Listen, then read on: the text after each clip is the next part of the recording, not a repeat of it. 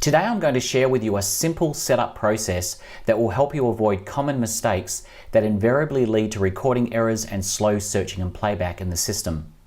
Once you understand and apply a few basic principles, the recording, search and playback component of your MOBOTIX system will not be affected by problems that plague many new installers. Of course, what I'm about to share with you will only be of value to you if you have selected the right recording hardware to start with. Please refer to this video tutorial, choosing the right NAS for your MOBOTIX system, if you haven't already done so. So let's get started. I've already launched MX Control Center and have opened the camera configuration dialog by clicking the config icon. I've selected a camera from the list, which happens to be an M24. By clicking the recording tab, I can configure the recording and storage settings. The arming and recording switch for the camera needs to be switched to on. Recording mode is set to MXPEG recording on events, which is ideal for video surveillance applications. The resolution is set to 1.3 megapixel. You should choose the resolution that best suits your own installation.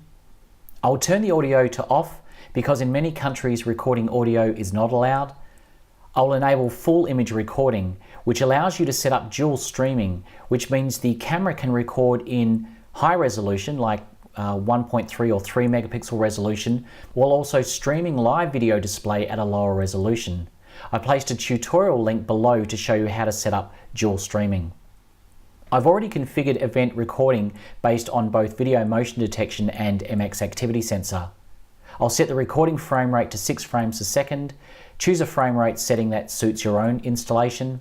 I'll set the pre-alarm recording so that the recorded sequence captures 4 seconds before the event trigger has been initiated, and to continue recording for 10 seconds after. By default, MOBOTIX cameras are configured to record to the internal SD card. However, you can change this by selecting the external recording checkbox and clicking on Setup. Here we can configure the camera to record to a networked storage device such as a PC or NAS. For MOBOTIX cameras with software version 41625 or higher, please select NFS if you're recording to a Linux device. For cameras with lower versions of software, you should always select either CIFS or SMB. To find out which version software your camera is running, please click on the overview, select the camera, and this will display the software version.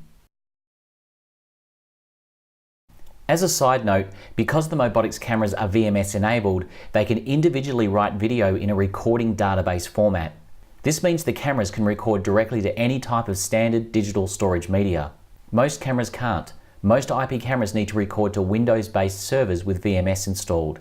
So take advantage of this and make it a rule to set up your MOBOTIX cameras to record directly to Linux-based storage devices such as NAS.